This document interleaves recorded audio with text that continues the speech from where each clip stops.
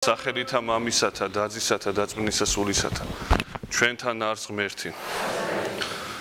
მოგეხსენებათ დღევანდელ დღეს ეწოდება შენდობის კვირა, ასევე ადამის 60-დან განდევნის ხსენებაა დღევანდელ დღეს და პირველ ყოვლისა სანამ დავიწყებთ განმარტების მოცემას, მინდა ჩემი მხრიდან შენდობა ვითხოვო მრევლის წინაშე.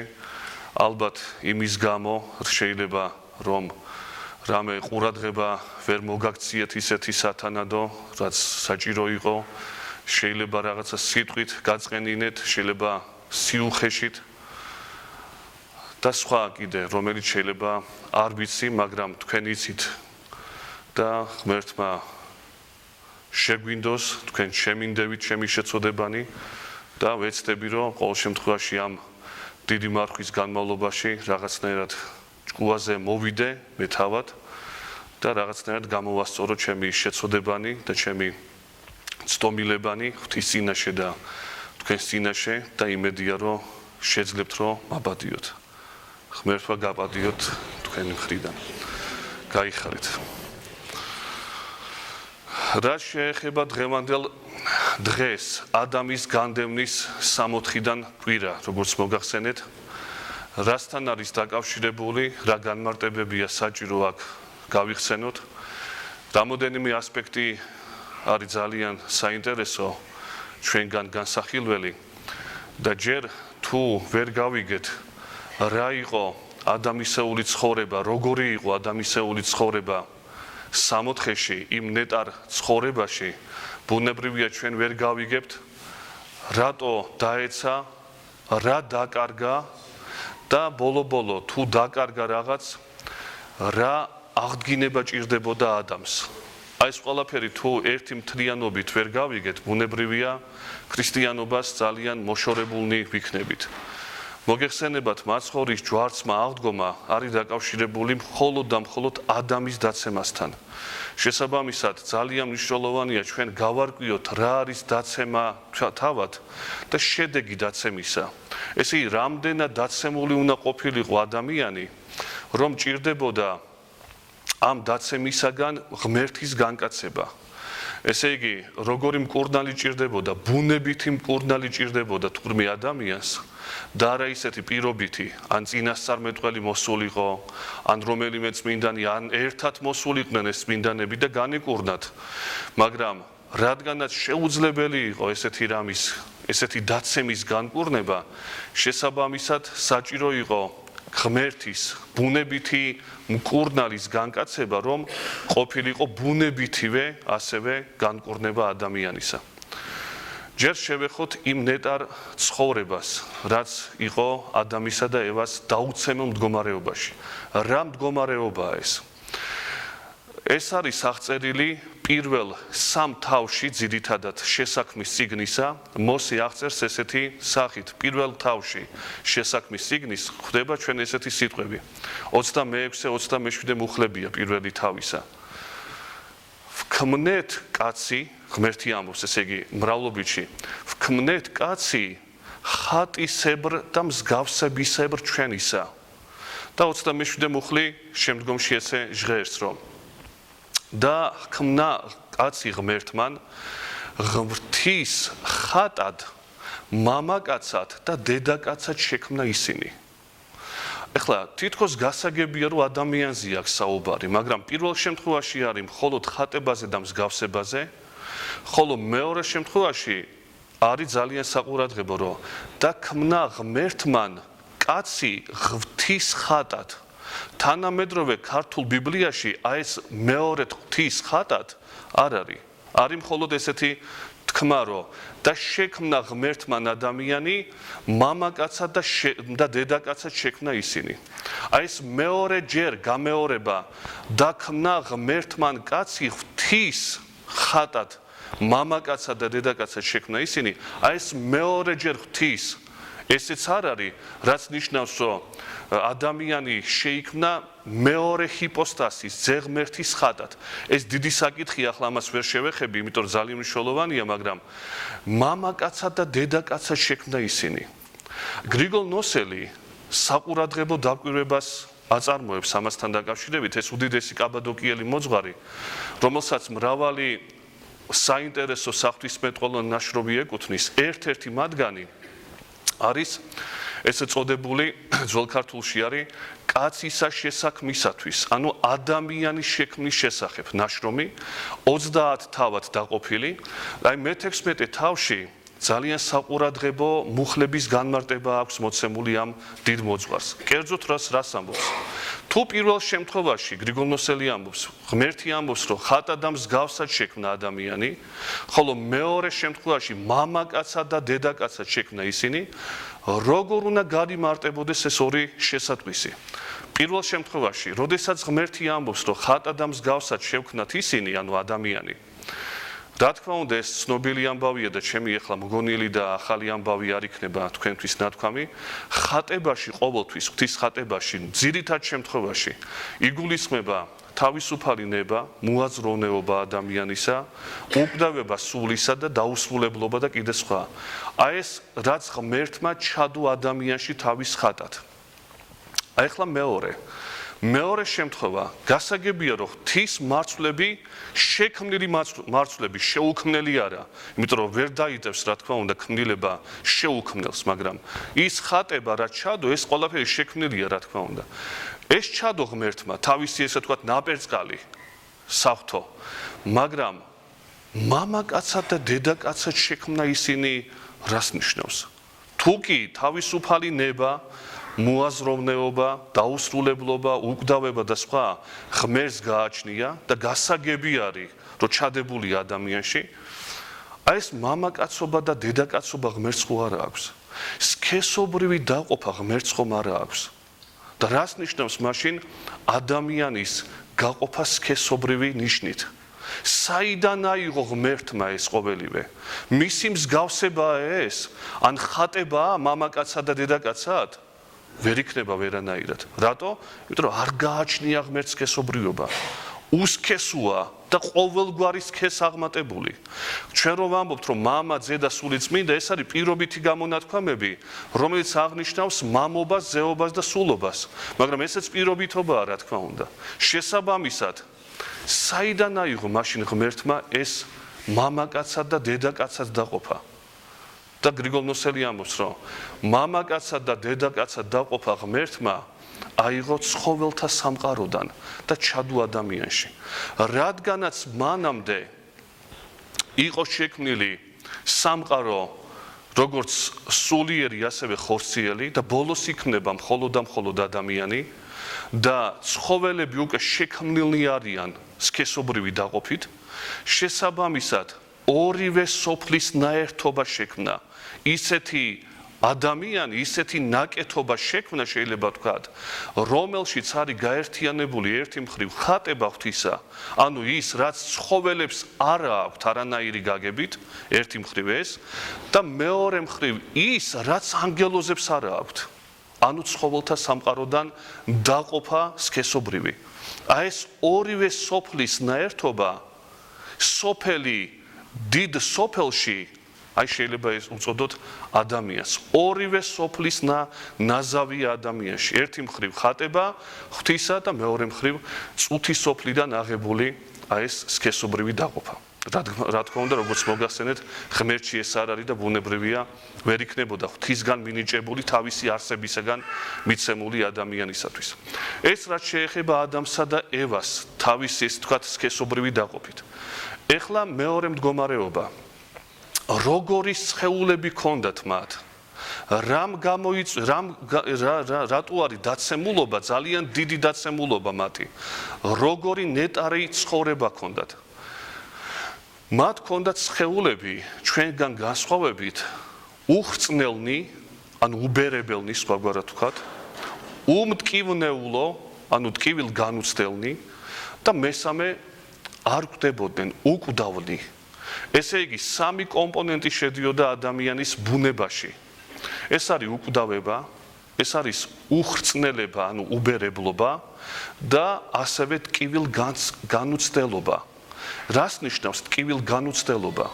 ტკივილ განუცდელობა ნიშნავს იმას, რომ რაც ჩვენ ბუნებითად გონია, რომ ეს ნორმალურია, ეს სინამდვილეში სამოთხისეული მდგომარეობა არ არის.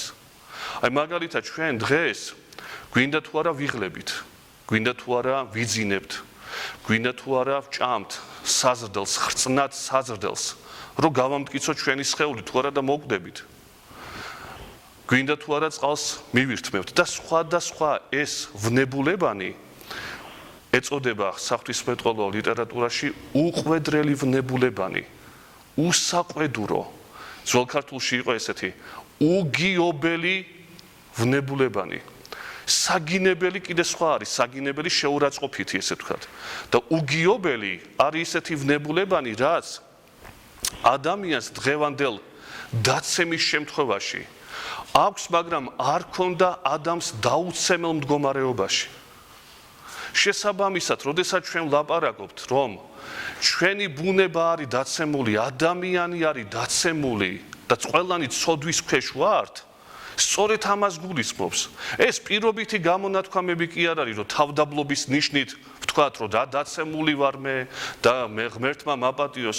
ეს ბუნებაა დაცემული ჩემი. შესაბამისად, ადამიანსა და ევას ცხოვრება სამოთხისეული, როგორც მოგახსენეთ, ეს არის უყვედრელი ვნებების არ ქონის ცხოვრება. არ ჭირდებოდათ მათ შესამოსელი, არ სცივდებოდათ, არ საზრდოობდნენ, როგორც ჩვენ ვჭამ და მივირთმევთ. არ იღლებოდნენ, არ ბერდებოდა მათი სხეული და ბოლო-ბოლო არ იყო მოკვდავი. აი, როდესაც დაეცა ადამი, შემდგომში შეეძინა მას ის უყვედრელი, ანუ უგიობელი ჯერ ვნებანი, რაც ჩვენ ნორმალურ მდგომარეობაში გონია თავი. ეს არ არის ნორმალური მდგომარეობა. საგიობელი ვნებები რომელია? საგიობელი, ანუ საყვედურიანი ვნებები. ეს არის ვნებები ისეთი, როდესაც ამ პირველ ვნებებს უკვე დაცემის შემდგომ პერიოდისა, რომელიც შეეძინა ადამიანს დაცემის შედეგად და გახდა ხრწნადი, მოკვდავი და ტკივილგამცდელი, აი ესეთი ბუნება როცა შეიძინა მან, შესაბამისად ამ ვნებებს, უგიობელ ვნებებს, უსაყვედურო ვნებებს, სადაც ჩავარდა, გამძაფრება როცა ხდება ამ უგიობელი ვნებებისა, აი დაუშვათ ადამიანის მიერ საზრდოს მიღება არის ნორმალური, მაგრამ ნაყროვანება უკვე არანორმალურია. ესე იგი, ამ უგიობელი შეურაცხყოფ ფირი კი არა და არამედ ესე იგი უსაყვედურო ვნების საყვედურიანში გადასვლა, ეს არის უკვე ცოდვა. მაგალითად, დალევა ღვინის ცოდვა არ არის, მაგრამ ლოთობაა ცოდვა.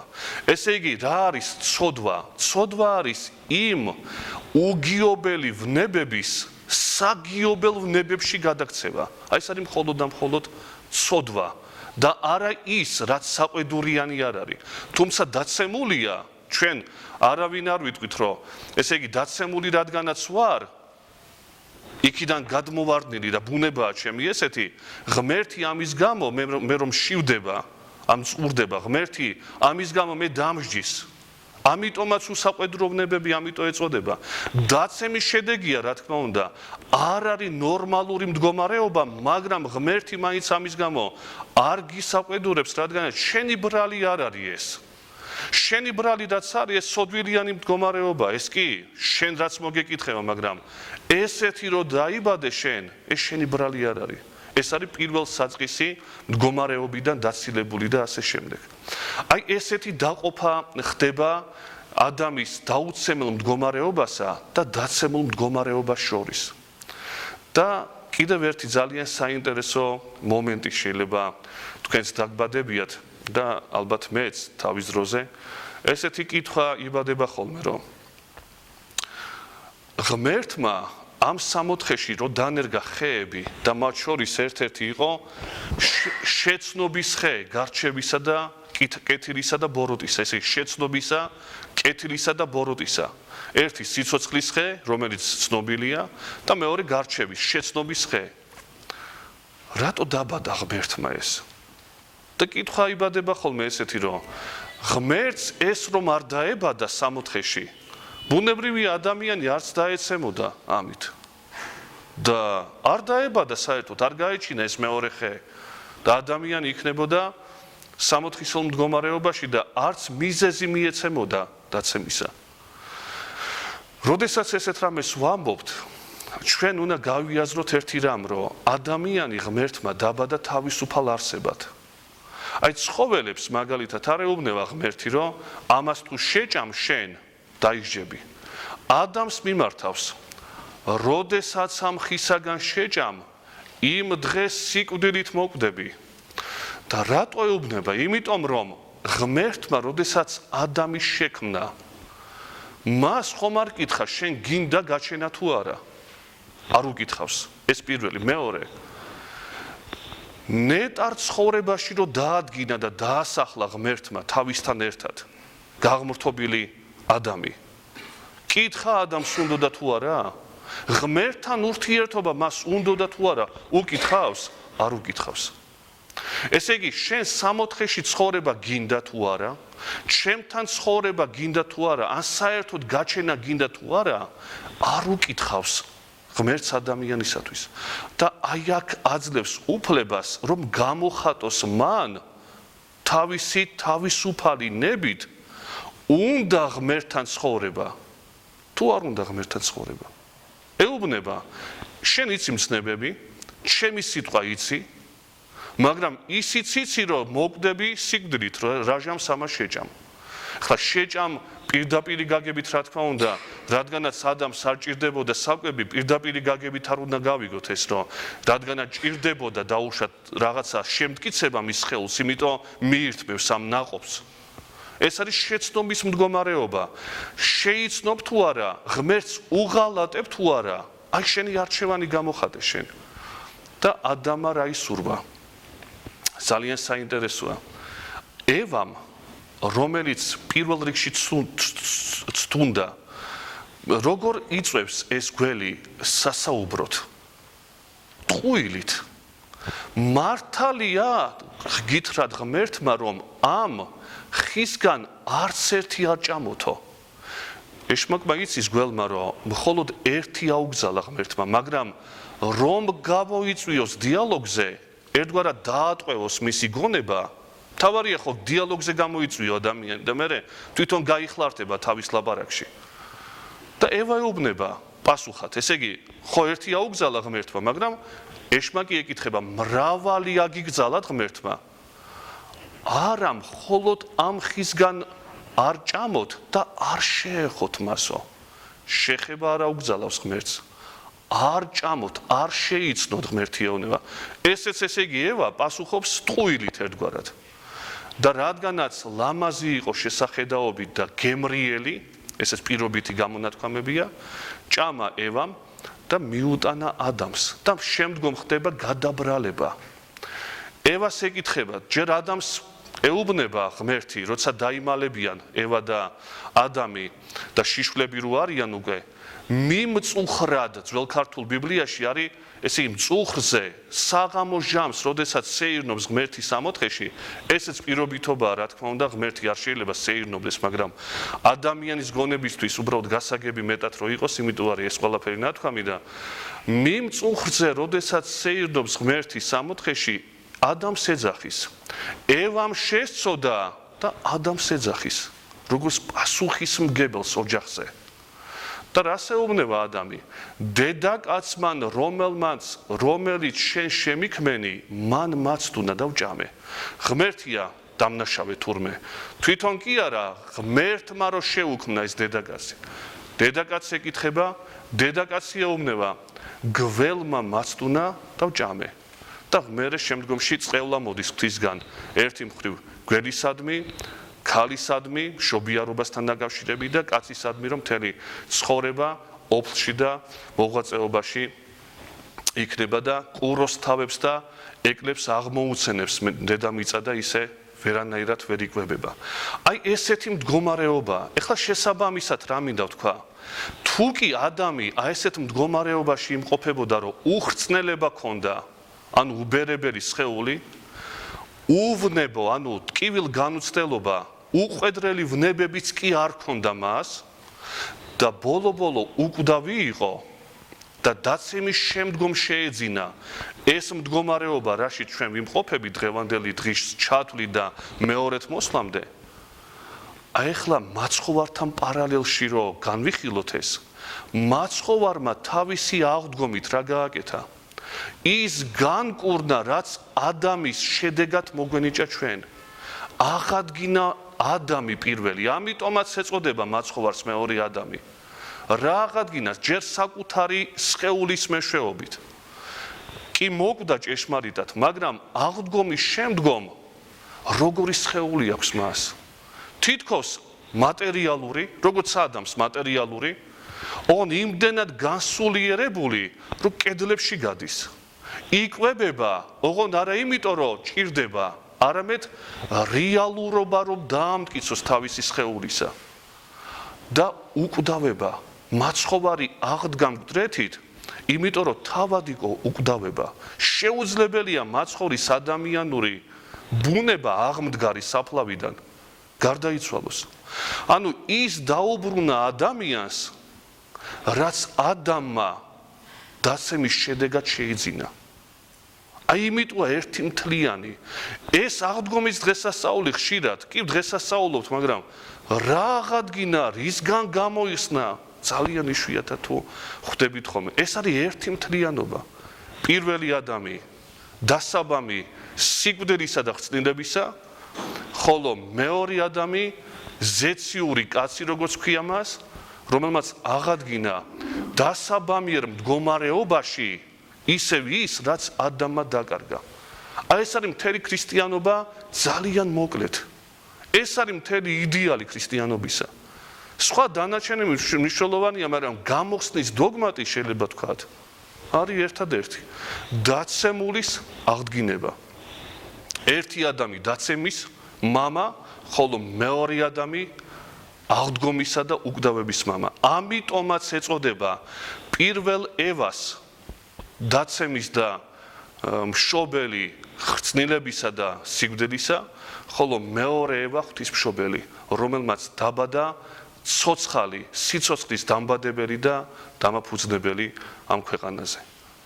დაგლოცოთ ღმერთმა, გისურვებთ ყველას, რომ ძირითადი აი ეს ჩვენი დღეები, 40 დღე, 49 დღე, რაც არის ჩვენი მოღვაწეობის, ღირსეულად გავატაროთ.